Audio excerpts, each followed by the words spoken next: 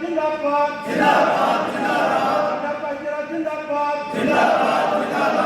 किसान मोर्चा गैर राजनीतिक जिंदाबाद जिंदाबाद जिंदाबाद मुर्दाबाद किसानां दी कातिल सरकार मुर्दाबाद किसान मजदूर एकता जिंदाबाद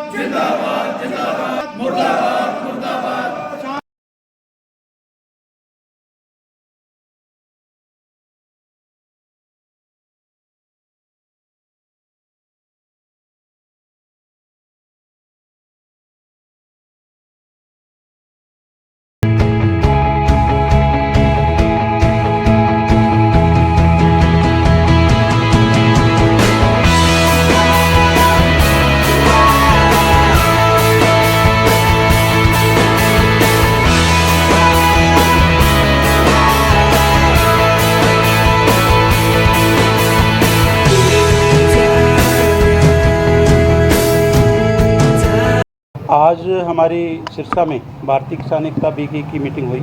उस मीटिंग में सर्वसम्मति से फैसला लिया गया जो संयुक्त किसान मोर्चा गैर राजनीतिक और किसान मजदूर मोर्चा देश भर की 200 जथेबंदियां जो 4 बॉर्डरों पर हमारा संघर्ष चल रहा है, आज 52 दिन हो गए उस संघर्ष को। उस संघर्ष के जो अगले प्रोग्राम हैं, जैसे देश भर में पूरे 7 तारीख को 7 अप्रैल एतवार के दिन पूरे देश भर में जो भाजपा सरकार के पुतले फूके जाएंगे, बाज़ारों से होते हुए रोष मार्च निकालते हुए पूरी अर्थी मुजाहरा किया जाएगा और बैनर के ऊपर शुभकर्ण शहीद की तस्वीर लगाकर और उसके साथ जो अनमुक्ता वाले व्यवहार किया गया हमारे साथ जो खनौरी बॉर्डर पर, उसको देखते हुए उस बैनर के ऊपर जो मोर्टर दागे गए, गोलियां दागी गई हैं, उनकी फ़ोटो तस्वीर अंकित करके जो सवाल भी किए जाएंगे और लोगों में, जनता में इनके चेहरे को नंगा किया जाएगा कि कैसे ये हमारे मनुष्यता का घान किया, किसान मजदूरों के ऊपर गोली चलाई है। ये 7 तारीख का प्रोग्राम है। और उसके पहले जो हमारे प्रोग्राम पहले तय हुए हैं, पूरे गाँवों में जितने भी गांव हैं हमारे हरियाणा के, पंजाब के या जितने देश भर के गांव हैं, उन गांवों में, कस्बों में एक पोस्टर लगाया जाएगा। वो पोस्टर गांव में लगाया जाएगा। उस पोस्टर पर भी जितनी हमारी मांगें हैं वो लिखी जाएंगी। जो शुभकर्ण को शहीद किया है उस शहीद की फ़ोटो को अंकित करके हमारी मांगों को रख के और उस पर स्लोगन लिखा जाए, क्या कसूर था मेरा, मैंने मांगी किसानी मांगे और मेरे को मिली गोली। ये चेहरा सरकार का जो है गांव तक आपके माध्यम से उसको जनता के बीच में लाया जाएगा। उससे बाद अब चुनाव का सीज़न है।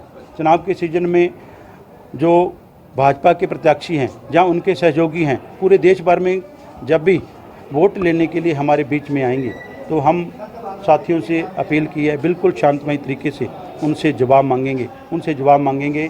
एक जो किए हुए जुल्म का, जो हमारे खनौरी और शंभू बॉर्डर पर जो गोले दागे हैं, आंसू गैस के गोले हैं, सीधी गोलियां चलाई हैं और शुभकर्ण को गोली मारकर शहीद किया है, बहुत सारे साथियों को फटर किया है, उन सभी का हिसाब मांगेंगे।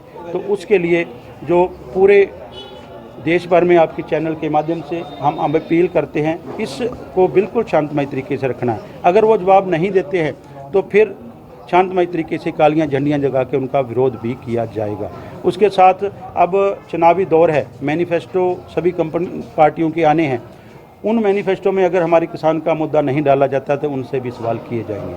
आने वाली 7 तारीख को मुख्यमंत्री महोदय, जो नए मुख्यमंत्री, जो हमारे शुभकर्ण के कत्ल के बाद मुख्यमंत्री को आनन फानन में बदल कर जो एक चेहरा साफ करके जो उसके कत्ल को साफ करने की कोशिश की गई है, वो 7 तारीख को सिरसा में आ रहे हैं। उनसे भी सवाल करेंगे कि क्या कसूर था हमारे किसानों का, क्यों गोलियां दागी गई हैं। तो इसी सभी प्रोग्रामों को लेकर जाहिर सी बात है कि आपको प्रशासन मुख्यमंत्री से सवाल पूछने को रोकेगा भी, तो फिर उसके बाद क्या रणनीति रहेगी? देखिए, रोका तो वहाँ भी बॉर्डरों पर रुके हुए हैं, लेकिन फिर आप जो चौथा स्तंभ हो मीडिया है, हम शांतमय तरीके से कालियां झंडियां लेकर आपके माध्यम से जनता के बीच में अपने सवाल रखेंगे। मेरा ख्याल तो नहीं मोकना चाहिए, चोन जाब्ता लगा हुआ है।